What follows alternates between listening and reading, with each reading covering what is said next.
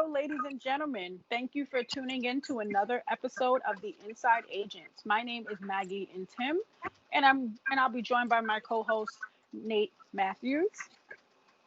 And today we'll be covering all of the hot topics in football, from transfer window to um, players and clubs, the FA Cup, MLS tournament, NWSL, USL, and any and everything regarding football. Nate, take it away. Thank you, guys. Thanks for joining us on another episode of the Inside Agents. And we're going to dive right in and start with the Premier League. So, the Premier League ended last week. Liverpool won for the first time in 30 years. So, congrats to Liverpool, the Liverpool fans. I'm glad the season's over, honestly, because I was sick of watching Arsenal as an Arsenal fan. So, hopefully, they can do a lot better in the window. So, for the viewers who are not familiar with the Premier League, it's not just about winning it, but it's also about qualifying for European tournaments. So the teams that did qualify was Manchester City, who finished in second place, Manchester United, who finished in third place, and Chelsea rounded it out in fourth for the Champions League spots. Unfortunately, Leicester City was in third and fourth place up until the last day. So they were in third and fourth place from 4 months, essentially. Ended up losing out on the Champions League spot in the last day.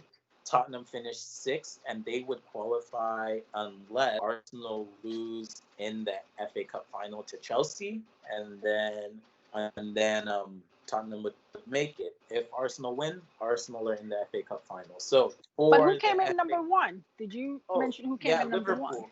Yeah, okay, Liverpool. Right. So Liverpool. So those were the top four. Yeah. And for those of you also, Premier League is like the league. It's the world's most global, highest generating, league as a whole. It's the league that we all look up to, whether we're fans of Arsenal, Chelsea, Man United, Man City, Liverpool, Tottenham. We're fans of it.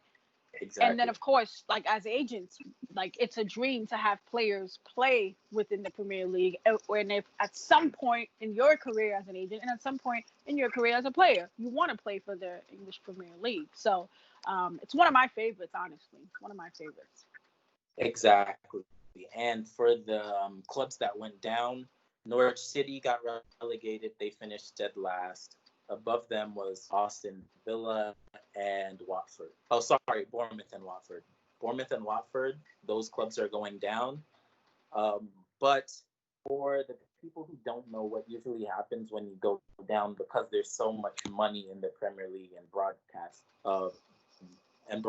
revenue is essential, as opposed to other leagues where they make most of their money on ticket revenue, they end up getting what is called parachute payments, which means that for the first year that they're relegated, they get around $40 million from the FA to keep their club up, because they take on so much wages to try to stay in the Premier League, and they have promotion relegation that if they didn't receive those funds, the clubs might end up bankrupt. So for the first year, they get the full payment. The second year, they get 50% of that. And if they are still below in the second division for the third year, they receive 20%. But if they get promoted again, that money gets thrown out of the window because they get broadcast revenue for winning the league. So those clubs, good luck to them. I hope to see Bournemouth back. I thought they were impressive, just unlucky. Watford, not so much. And Norwich, they started off well, but they just got promoted and just ended up going back to the championship. For the championship now, there are two clubs that are fighting for it. Leeds also, congrats to them for joining the Prem. They got promoted. Excited to see Leeds back in the Prem. They were one of my favorites watching as a child.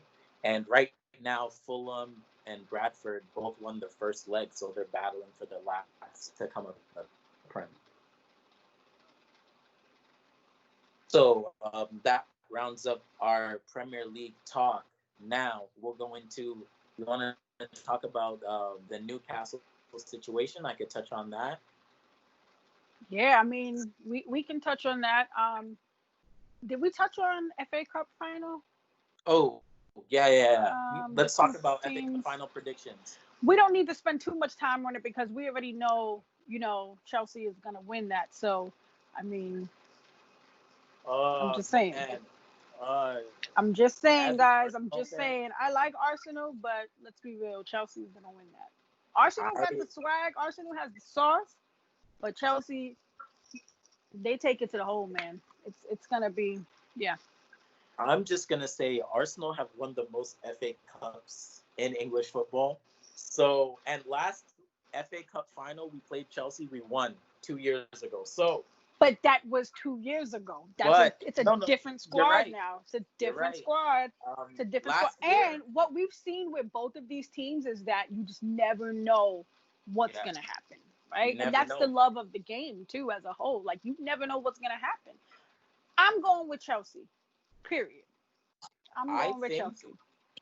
okay, so last year they played each other again in the Europa League final, and Chelsea killed Arsenal. Like I would say that as an Arsenal fan, they killed us. I think who has the momentum going in right now is gonna be Chelsea. Like personally, they finished the season well. Lampard did a good job with them. Arsenal do have confidence because they did beat Liverpool and they did beat Man City, and they also have more to fight for because if they don't win, they're not playing in Europe, which means they're losing out on a bunch like millions of dollars of revenue. So Absolutely. that can affect their transfer market, and it also would affect me personally thinking if Aubameyang decides to stay or not. Because if they're not in Europe, I'm gonna leave. Like if I were him, I'm leaving. If I were him So, as an Arsenal fan, I could say that. but the I question is, where would he go? Because no one's really going to pay that fee that he's asking for. What he feels and what they're asking for, I don't really know of another club that's going to do that. So if I was him, and I love Aubameyang, don't get me wrong, I do. I like a couple of those players on Arsenal, but I just feel like he should stay put for now. Because if Arsenal's hope not going to it's spend the fair. money to bring in some like good talent, and we could probably touch on some of those potential, guys when we discuss like the transfer window.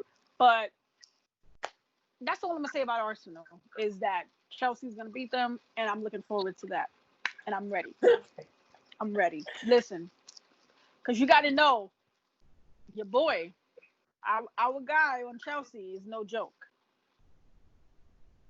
Oh man. and he's been bringing it.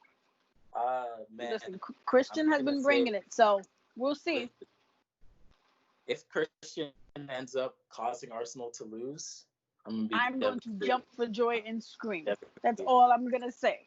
I'm gonna be devastated. Absolutely. Honestly, I really don't want to see him win this one. But if he does win this So one, go into it hats with off to no him. predictions. Go Hats off into to it him. with no predictions, even though No, you're a I'm diehard gonna Arsenal no. fan. I'm gonna But go die into it with with my no team. predictions. No, You're safer to I'm go into dying it with with my team. no I'm predictions dying because with my then, team. listen, go into it with no predictions and just say, hey, I want to see a good game. I will die with my team. That's it. I'm dying with Arsenal. All right. Arsenal till the end. I personally think it's gonna be a very hard game for us, but I gotta go with Arsenal. Of course. They're And I'll go with gonna Chelsea. give It's up. always They're like gonna that. give. I think it's either gonna be like a 3-2 game, or Arsenal will win 3-2, or they will lose 3-1. One of the two. Those are my Okay. predictions. Either Makes Arsenal sense. win 3-2, or they lose 3-1, just because I know their back line cannot keep a clean sheet to save their life. It's not gonna happen. Very true. Not Very gonna true. Okay. So Moving right let's along. let's move along. Maggie, MLS is back. Round of 16 is over. First off, what's going on with your table? I'm gonna say we did not touch on this. We did Man. speak about this last podcast, so it needs to be addressed. The performance that Atlanta United had is is is the reason why, guys, their coach got fired. Their coach needs to get fired after that performance, and he was. Wait. Congratulations. Whoa. Because first of all, let's get something straight. So you're trying to tell me that it is mainly because of Frank that these guys couldn't win a game and they were Yes, struggling? of course. So what about the players? No. Because I've seen plenty of opportunities to where those players, some shitty ass players, and yes, people, ladies and gentlemen, I'm a little bit frustrated because talking to the Atlanta team and all of that and kind of seeing what they have, when I watched them play, Nate, in 3 different games, what I noticed was that they basically shown me that, damn, Joseph Martinez is your team. He is Atlanta United. And without him, they're not really able to do anything. Exactly. That's what they showed me. Okay. And they have some talented players, but I just don't know. But I think by them, parting ways or departing ways with Frank, it gives them some better options.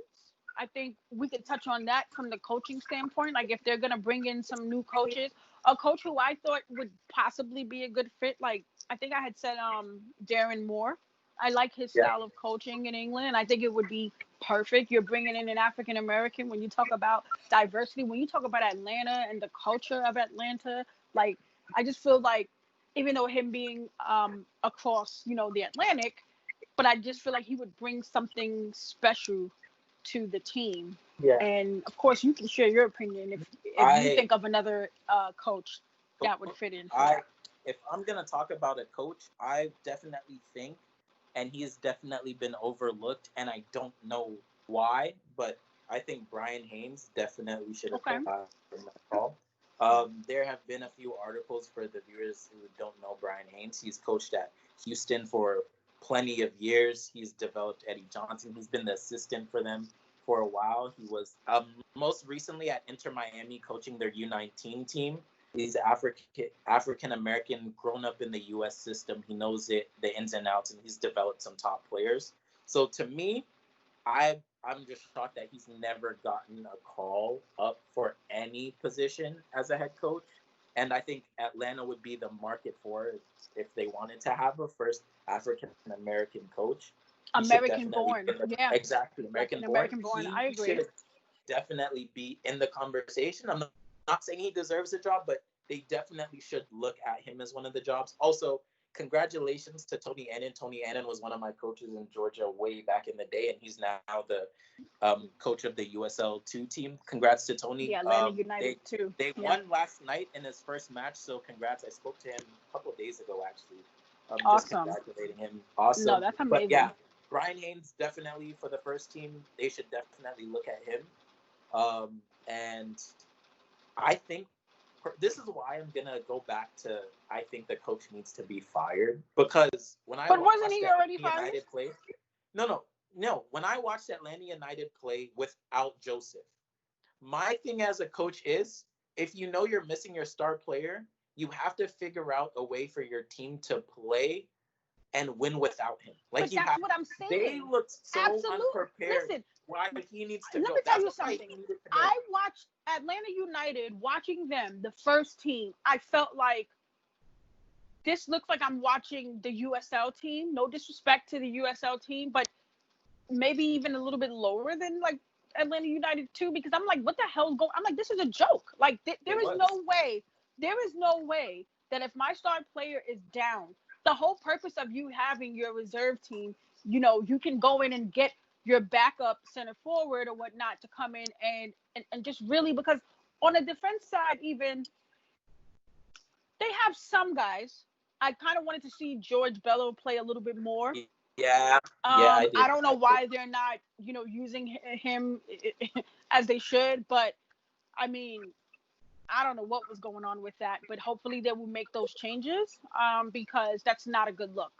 Not a good look at all. I was not impressed. And anybody that follows me on Twitter, I'm always vocal. When I had a lot of Atlanta United fans coming at me because I stated that, damn, they look like shit. Like, yeah, because Joseph Martinez is not playing. So all you're doing is showing us as even fans that, like, you need him to be who you are. Exactly. And it's like, no, it shouldn't be like that. It should be everyone compliments each other.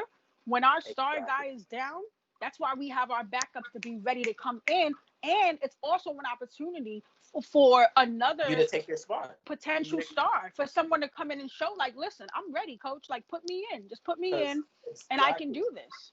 Because if so we look at I don't know. Ayo was the backup to Josie Altidore, and he got his chance. And look, 5 goals. Yes, Now, when exactly. you look at Toronto Exactly. FC now, you're like, hey, I mean, if Ayo Toronto's doesn't out play, too, though. Let's no, just, Toronto's Toronto out did, of the tournament. the way they So, played, they did shout not out, need to. shout out to my New York family, NYCFC. I filled out my bracket, my table, and I was like, okay, Toronto might win, but I'm gonna still go with NYCFC because I'm a New Yorker. I'm a loyal New Yorker. So I was like, cool. And so far, man, let me tell you, my bracket is looking pretty good because a lot of the teams that I wanted to advance have advanced. So Philly has done that. Congratulations to them. Sporting Kansas has done that. Sporting KC. That was a great game. Yes, NYCFC has done that. Even Portland came back, right? How because we were talking while the game was on and watching how that played out. I was like, I'm going to bed because I don't know what's going on here. But when Portland ended up doing what they did, I was like, oh, okay. And then San Jose. Let's talk about the upset. Let's talk about. Well, wait. I'm about to get into it because San Jose did their thing. They're a team that's really growing on me, especially during this tournament. They're growing on me. LAFC, of course, I knew they would advance, but the biggest upset for me, Columbus Crew. I don't know what was going on, but that was a really big upset for me. Yeah. And I'm still pissed about that game. I'm gonna say I did. Most of the teams I expected to go through went through besides Columbus and Toronto FC. To be honest, I didn't think New York City FC was gonna beat them. Don't be a hater. We got some good. Listen, don't sleep on Castellanos. Castellanos. No, Castellanos is a beast, man. He's a beast. No, New York City deserved to win because I was talking to you during that game and I was like, what is Toronto doing? They look like garbage. And Omar it's a center back who cannot move his feet. Like, he's so slow. Like, the way, and congrats on your debut, 17 years old, top player, but, like, the team didn't help you out today, man. Like, the team didn't help you out. You guys deserve to lose. Columbus dominated the game against Minnesota, I'm not going to lie. They did. And they just could not find the goal. And that's the beautiful thing about football, because when you can't find a goal and it goes to penalties, how many games went to penalties? Portland did, Columbus did, Sporting Kansas City did. So 3 of the 8 games, like almost half of the games ended in penalties. So that's, for viewers, that's really fun. We love the penalty shootout, but the best team let me tell you, Seattle was another upset for me. DC was another upset for me. But I will say, if I look at my bracket and what I have, I mean, I did have Columbus going to the end, but I'm going to say, this is. You thought Seattle would have beat LAFC? Maybe, yeah. I mean, I like both teams, but the thing is, that game should have been closer than it was because I didn't expect a 4-1. I expected LAFC to win, but not 4-1. That was ridiculous. That was crazy. But it's tough because I'm really excited for LAFC and Orlando's match. I'm really excited for that. I feel like LAFC will take it, but you're gonna get a fight out of Orlando.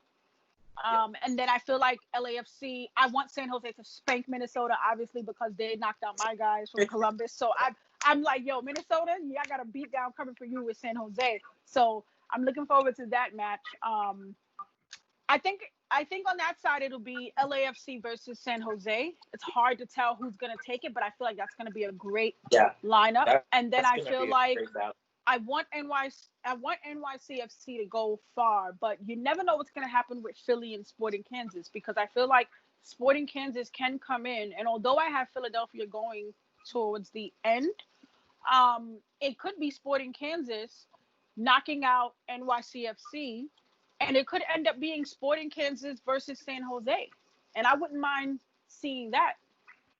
Or I wouldn't mind seeing Sporting Kansas or Philly versus LAFC. So there's a few options there. That's right now with the way things have been going. It all depends on this first game that's coming from the quarterfinals. It just depends how that goes, and that'll kind of somewhat tell you. But That's my predictions the overall. first game. My predictions is gonna be it's either gonna be San Jose. If San Jose beats LAFC, San Jose will win the tournament. If Oh, you think the winner of LAFC that side wins? if LAFC beats San Jose, it'll be LAFC versus possibly Philly or Sporting Kansas, and it may be Sporting Kansas. I'm gonna say it could be Sporting Kansas versus LAFC, and I would say maybe LAFC would take it. We just gotta wait and see. No. I agree with what you're saying. I think that side of the tournament, the LAFC San Jose side, I think they're the favorites to win. Absolutely. Honestly. Absolutely. I think Sporting Kansas City, they had the most shots in an MLS game. They had 35 shots against Vancouver and did not score. So if that happens to them again, they're gonna get knocked out by Philadelphia. By Philly, But Philly's squad Philly's been bringing it too, but it's like I said, it's unpredictable, man. But I'm looking forward to it. That game's gonna be unpredictable. Honestly, it's gonna be whoever shows up. It's gonna be a good one though. It is gonna be a good one for sure. It's gonna be a good one for sure. Let's end that discussion and let's go into the NWSL. I thought we were going into. Oh, I was going into USL. Oh yeah, we could do USL. I mean, USL. Obviously, we see what's happening there. We made our predictions the last podcast episode and what we were talking about there. I was excited, at least for last week, to see a few of my guys play. You know, the Charlotte Hornets. Fortunately, it was an upset, but they're working on that. You know, finding the rhythm, getting that tempo, because it has been at least like 100 days, maybe a little bit over 100 days since they had last played. So there's been some adjustments, but I'm looking forward to that. Fair, we did discuss it, and I found it very strange that it was their first game playing, and the team that they played already 3 matches. So that also has that also has to be factored in. I'm gonna say Indy 11. Shout out to Connor Anthony. One of them there. Indy 11. They're 4-1 right now. They've also played the most games. They played 5 games already, and some, like for instance, Charlotte Independence only played 1, and Indy's already played 5. So for them, you get a better view of how that team actually is going to shape up. And they played Memphis. Yeah, they had played Memphis, so that was interesting too. Honestly, for USL as a whole, the teams that we've already discussed, the New Mexico looks good. Phoenix looks good. San Diego looks good. Lou City has been doing a lot better. Yeah, they did. They picked it up. And who else was I thinking of within this? I haven't really watched like San Antonio, but I want to see like San Antonio play. New York Red Bulls too is doing fairly well in USL. The other MLS. Pause 1 second. You're going in and out. Can you hear me? Yeah, you can hear me clearly though, right? Yeah, I can hear you clearly. It's just going. I don't know how it's gonna sound, but you let me know. Okay. But so then we'll continue back into that. So yeah. Yeah. New York City FC's team's looking really good. Their second team, other MLS Academy teams are usually at the bottom of the league. Usually happens because they're playing their younger ones against the seasoned professionals in USL and the independent clubs. So I don't really expect much from them, but they've done well so far. In USL League One, I've seen Miami's USL team. They're doing okay. They've rostered a couple of 16-year-olds, so congrats to them. Some of their academy players, Ian Spray, Frankie Reggio have played. So for the first team and their development, that's good for them. Excited to see the young players develop in USL League One. That's what I'm more looking forward to. Yeah. League One is interesting. League One, I more care about watching the development of the young players play. Absolutely. Honestly, I find League One is like having a huge part of the culture of USL when it comes to the players, and it's exciting to see their development, and so I'm looking forward to that. I'm looking forward to all of it, all of it, all of it, Yeah. all of it, all of it. And so when we talk about leagues, development, amazing talent, that brings us into our next topic,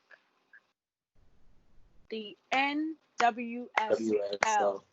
For those that don't know what that stands for, National Women's Soccer League. The only National Women's League in North America. The first, the first major professional sports league to resume. And yes, I have to keep saying that because huge, huge, huge, huge shout out to the league office, Lisa Bard, the commissioner. I mean, the Challenge Cup is over, and I've been going through withdrawals because I'm missing the games, I'm missing the matches, I'm missing talking junk about other teams and all of that.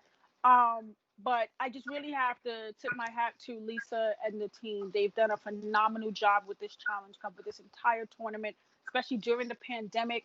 And most of all, they kept their players safe. They kept their players safe. Zero cases. I don't know how they did it, but it's just amazing. So shout out to the NWSL team, the league office, the Players Association, Lisa Bard. You ladies are amazing. Um, and then a huge, huge congratulations to the Houston Dash, who are the champions of the NWSL Challenge Cup for 2020. Oh, Nate, I know when we last yeah. spoke, Congrats. I know when we last spoke on the episode, we were doing our predictions. And of course, my prediction was North Carolina. And I think you somewhat agreed, but we were discussing teams like Houston that had the potential, and Chicago Red Stars and Washington Spirit. And we saw a lot of upsets from the game just switched. Yeah, the game just switched because North Carolina was knocked out the first round, or the first round of the semis. Yep. And then you have Washington was the second seed, and they were knocked yeah, out you right have after. Washington that was knocked out. You have Portland that was knocked out. I mean, but when I watched Houston play in the beginning of the tournament, I was like, okay, these games are cool. But when it hit the knockout round, I'm like, okay, this is cool. Because we seen it with semis. It was like, all right, semifinals, they were bringing in. Let me tell you something. The two teams that made it to the final were bringing it. Yeah. Houston Dash, Chicago Red Stars, they bought it. Both teams bought it, did what they did. So congratulations to both teams. But I feel like Houston, it meant so much more to them when I watched that game, because I did feel like Chicago would bring it because I thought they were bringing the same energy. But when Houston came, their energy wasn't that strong as the semifinals. But what I noticed was that they controlled the game the whole time. And you can just tell it meant so much to them to win. That game meant everything, because think about their history of how many years it took, no playoff appearances, and you got this far. They're like, listen, we're bringing that trophy back. We're bringing that cup back to the H-Town. So salute to them. Rachel Daly was the MVP. I mean, amazing. Shay, oh man, that whole squad is like crazy. And what I found so interesting, and Nate, you and I discussed this, I was watching this game noticing, like, wait a minute, they don't even have any U.S. women's national team players on their squad. So to win without having that says a lot. It says a lot. And it just makes me think what's going to happen forward with their team with the upcoming expansion drafts and the collegiate draft. But what are your takes? What are your thoughts on the Challenge Cup tournament, Houston Dash winning? What are your thoughts on that, Nate? That's a great question. First and foremost, congrats to Houston Dash, because they had Jane Campbell, their goalkeeper. One, made the most saves in the tournament. Two, I was looking up these stats, and Houston Dash surprisingly had the 5th most shots on target this whole tournament and still won, which is crazy to me. So that shows that Rachel and her squad are mad efficient, like very efficient. Rachel led the league in goals and assists combined. Like, she had the most goals, most assists. So congrats to Rachel. congrats to Jane for getting that job done. I think this is the beauty of football, because when you look at the group stage, we thought North Carolina would take it easily, but then when it comes to the knockout round, anything can happen. And when I watched the North Carolina game, to me, they were unlucky, but they also looked like they were like too casual and a little bit arrogant in their play because they were playing the last seed. And Washington Spirit as well. Both of those games I looked at it, and the girls looked like they just were overconfident in their playing, and it cost them both nearly in the tournament. Houston worked. When I watched like the performances back, they worked the hardest. They looked the most organized, and Rachel looked like a superstar. Like, she looked like one of the best players in the world. So they definitely did deserve it for sure, especially for, like you said, not qualifying for playoffs and then going to the Challenge Cup and being just completely overlooked. And then you guys perform that way consistently in the knockout round. That's hard. So congrats to those ladies as well. And also, I'm just like excited for NWSL going forward, because we already talked about Louisville and how they're putting out a women's side for next year, but we never touched on the news that LA is bringing an NWSL team over there. Absolutely. And super exciting. Congrats, because let's talk about some of the investors. Serena Williams, her daughter's a part owner, so congrats to her daughter. Yes, little Alexis former, Olympia. Exactly, little Alexis Olympia. Former women's pro players are involved, celebrities are involved. You got Natalie Portman, Eva Longoria. You have former U.S. women's national team players like Mia Hamm, Angela Hucles. You have Julie Erman, who's a part of it as well. She's more of the president, founder. You have actors, you have Netflix executives. I mean, it's a really high star power. But I tip my hat to Mia Hamm, because now she just changed the game by not only being a former player, but she's now an owner of two great LA teams. Being a minority owner of LAFC, and then now being a minority owner of the LA team. They have been going by the name of We Are Angel City for now, or Angel City, but they will be announcing the team's name as well as crest and logo later this year. So it's going to be pretty exciting to see what happens with that. And I mean, Nate, when I found out, I knew the night before that it was going to come out. And by the time it hit the next morning, I was like, man, these women are putting in player transfer requests. Coaches are putting in transfer requests like, hey, I want to, coach there. So it's going to be interesting. It's going to be very interesting to see what happens. I think it's a great move for LA. It's exciting for the NWSL. And I'm just hoping that even those investors that are a part of the owners group could also maybe look at figuring out how can they be a part of the league even more, and not just the team, because that's the key. It's like helping the league as a whole. So that's going to be exciting, and that kicks off 2022. So for the next 2 years, like with 2021, 2022, it's exciting to see what's happening with Louisville, racing, Louisville, their team, and the LA team. So I'm excited.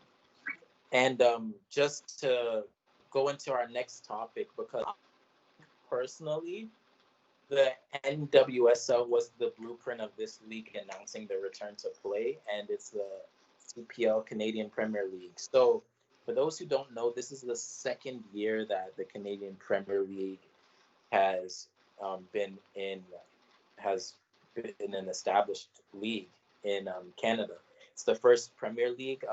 Of course, we all know Toronto FC, Montreal Impact, and Vancouver are on the MLS side, but we have some CPL clubs as well. There are 8, just like the end of, and the way they broke down the tournament return to play, which is August 13th, is similar to how the NWSL returned to play. So, like with NWSL, we saw each team played each other once, and then after they're played, the top 4 teams, well, for the CPL, the top 4 teams will advance, play another round robin. Each team plays each other once again, and then they have a final, which the first and second place team fight for a chance to win. If the winner of that league ends up being crowned the champion, and then they go on also afterwards to qualify for the Canadian Cup, which is a fight for a spot in the CONCACAF Champions League, where they'll play the winner of the MLS is Back tournament, as well as the winner of Liga MX. So it's very, very interesting. Congrats, because the CPL was quiet. They didn't announce anything about the league or how they were going to come back. So they took their time. It's going to be in Prince Edward Island, which is not a major city in Canada. It's on the East Coast. There's they have a small population. It's a very small island, and it's very secluded. So each team has their own floor in a hotel. They're in their own bubble. They have roommate.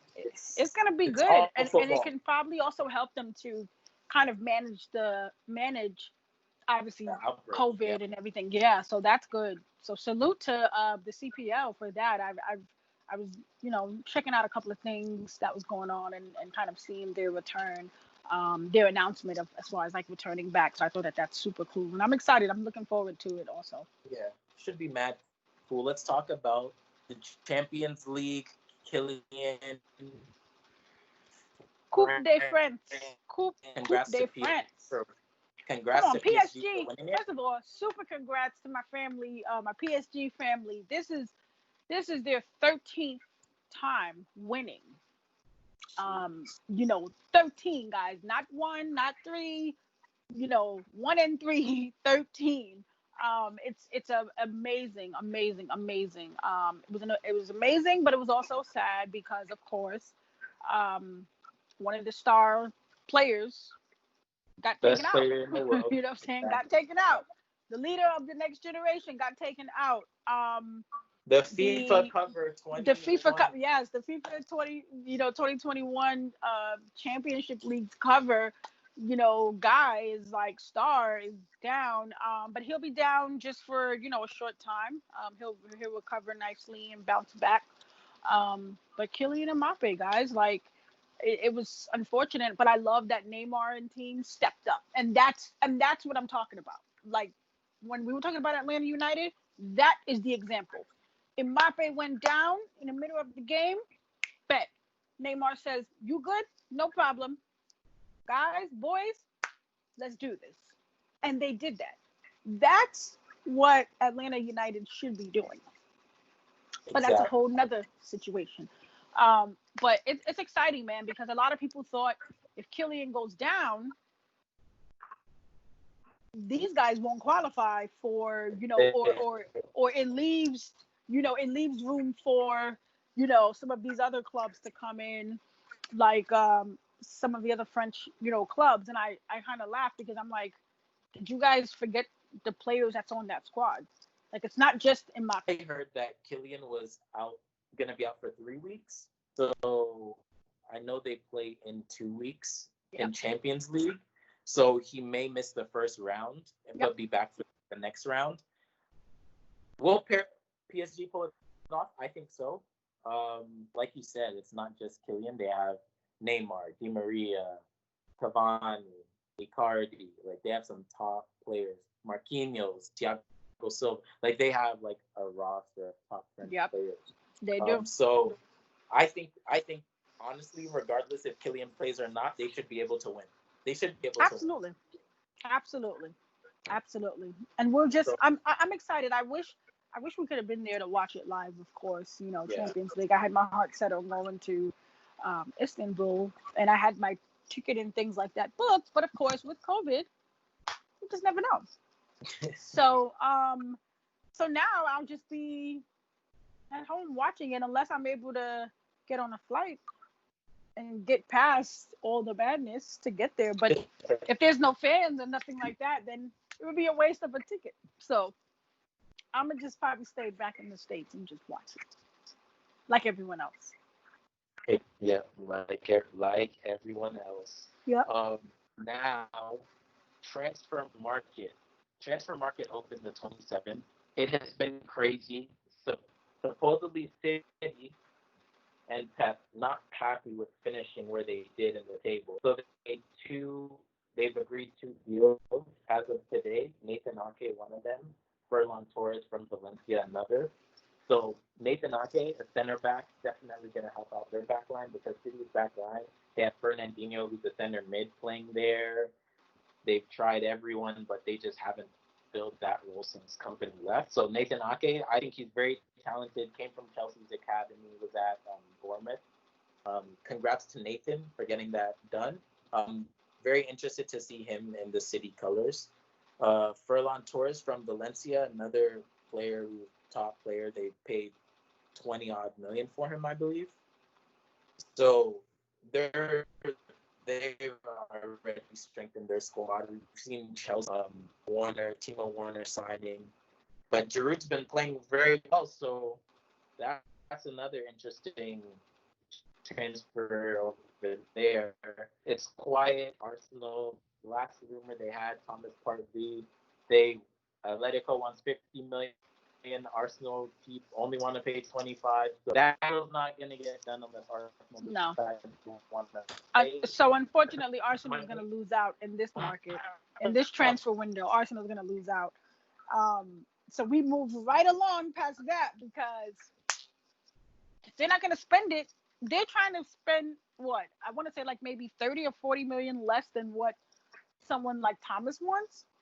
Exactly. They need to go pick up an academy player or something like that and just give that boy maybe $1 million or something and figure out what to do with the rest of it because whatever they're thinking, it's not going to work at this point. And I mean, the transfer market, guys, ladies and gentlemen, this is an interesting time. It's probably the best time for us agents because this is how this is what we work for.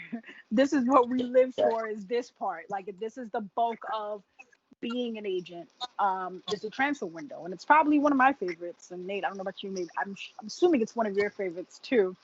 But it's interesting. A couple of, topics we've discussed, like certain people being transferred. And obviously we saw the huge transfer of Jude Bellingham for making that history for, being obviously the youngest player to Borussia Dortmund. And so I'm looking forward to seeing him get some playing time. I think, obviously the bigger question of this whole year and just even the summer is, where is Sancho going to end up? Obviously we know with Manchester United, it's a back and forth thing. 1 minute there's a rumor like they'll pay 80 million. Borussia's like, are you kidding me? We're not going to entertain that. Our guy is worth at least 120 million. Borussia's better than me because I'd have been like, listen, if you're not even talking 100, end the conversation. So now there's rumors going around that Sancho is interested in saying, okay, if Manchester United is not talking about that money, I'll go to Liverpool because at least I know with Liverpool I could possibly win the championship at some point. So, Exactly. There's some options there. And it's funny because I said that I feel like he would do well at Man United. I could see him at Liverpool. No Arsenal, because I don't even think that's of interest to him. Maybe Chelsea. But I think if Manchester United doesn't come correct, they have until the 10th, I think it is, of August to make that decision. He's more than likely either going to say, look, I'm going to Liverpool, and it guess it's not meant to be to go to United. Unless United waits till the last minute to then say, we'll pay that fee for him. So, I don't know. Because we've been talking about this forever, trying to figure out, like, Sancho, where you going? Like, bro, where are you going? And I know it's not up to you, but the powers that be need to figure out something. Exactly. Because this man holds all the cards, because there are about over like at least 200 players from other squads that are interested in coming to maybe Borussia, but they're all waiting to see, like, is he going to make the move? It's almost like playing chess. He's like, it's like, is he going to move yet? Like what's happening? So, ladies and gentlemen, you still got to stay tuned for that. And we have to just wait to see what's going to happen. Hopefully within the next week or so, we should know something. And whatever his decision is, I support, as long as they get it settled and figured out. So we're looking forward to that. And then even with other players within the transfer market, transfer window, um, you know, MLS will also be gearing up to start their second transfer window, beginning within like another week and a half.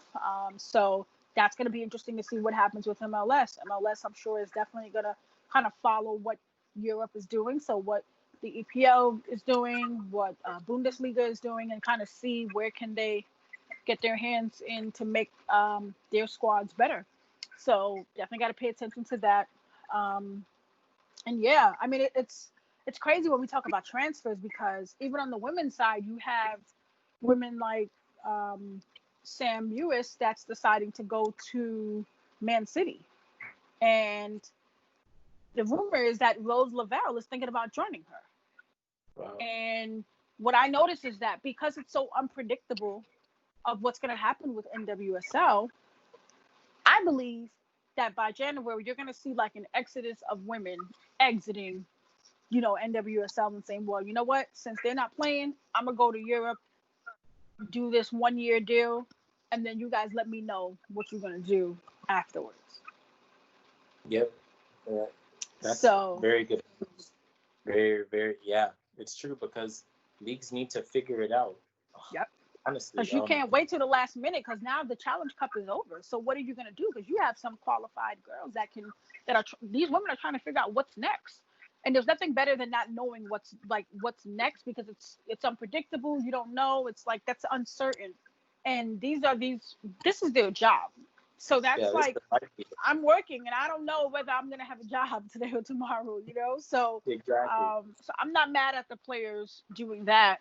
Most of them are probably also strategic enough to say, well, I'll do maybe a year or two in Europe, and I'll come back to NWSL when the LA team gets ready to kick off. That's another smart strategy that I'm foreseeing a lot of women doing, but not everybody's going to get to that squad, obviously. But it's going to be exciting. It's going to be exciting. And then, of course, we'll see what happens with MLS, and we'll see what happens with, EPL and Bundesliga and La Liga and all of these different leagues and teams. And just stay tuned. We're just going to stay tuned. This past week, Nate and myself, or Nate and I, to be proper, we were very fortunate to be on a great call with a legend within the football industry. He is football, right? When you talk about football and you talk about agents, you cannot mention this person. He's always going to be within like the top 5 to top 10 of super agents.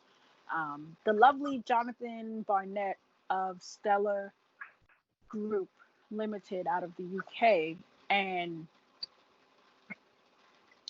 the call was so refreshing because it just mainly was a call for agents and things that, obviously has been happening and addressing certain issues. And Jonathan was kind of just touching on a lot of things that I think, even for me at least, either I thought about it in the past, but haven't really thought about how it really would affect me as an agent.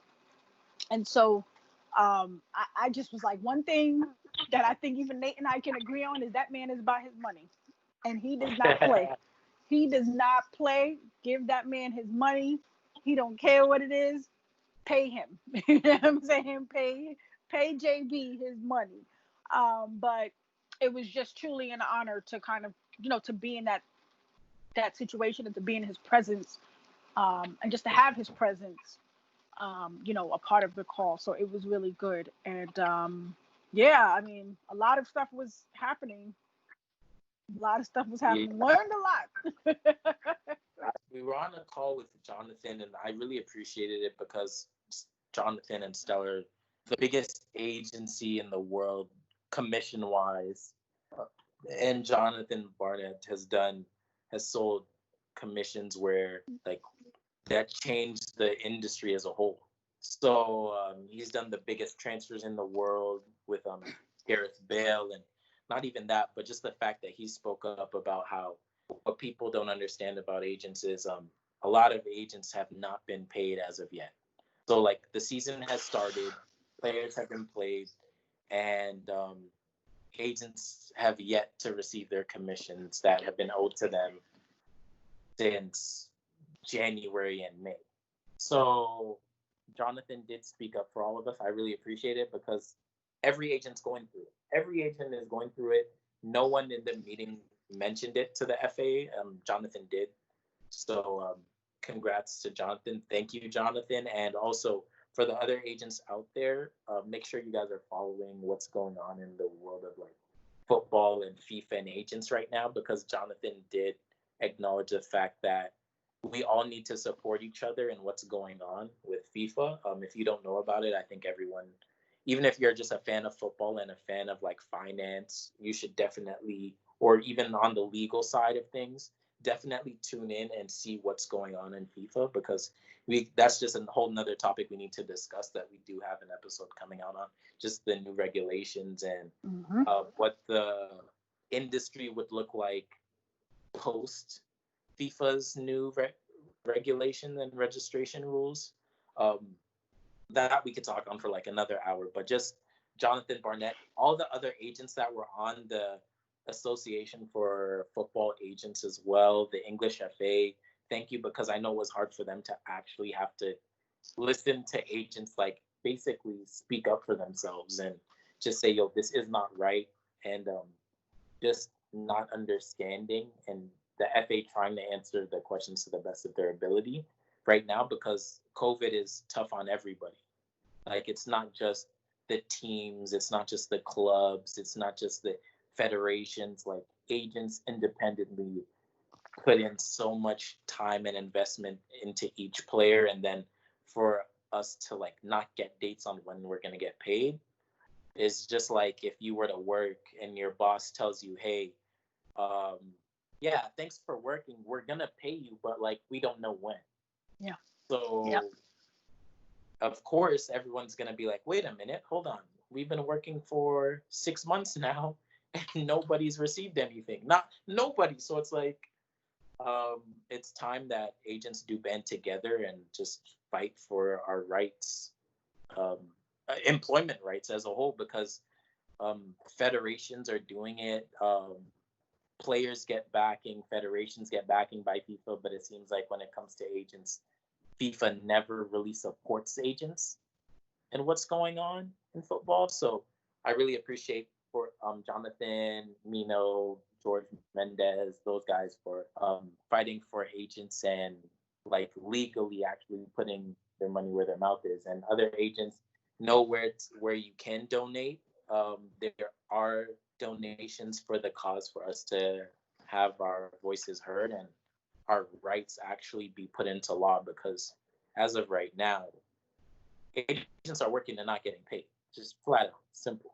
And if you guys can think about all the other fields in life and just yourself, like if you were to work and get paid, not get paid for months, like would you still do your job? Like, would you be willing to? How would you feel about it? Like, it's just really tough, and agents have to deal with a lot of things, and people think that the job is very lucrative, but it's honestly a grind and an investment where if you don't love it, you're not gonna want to do it, because sometimes it may not seem worth it, especially if there are no rules and regulations to actually support you or back you. Absolutely. Yeah, I couldn't agree more. You definitely got to love it. You got to love it. You got to live it, right? You got to be passionate about it, because there are situations like, what Nate just discussed. Obviously, what Jonathan is fighting for, what other agents are fighting for. And I think at some point, hopefully, there's a way, and there probably will be a way to work and come to some kind of common ground with FIFA, hopefully, to get everything squared away. That would be beautiful.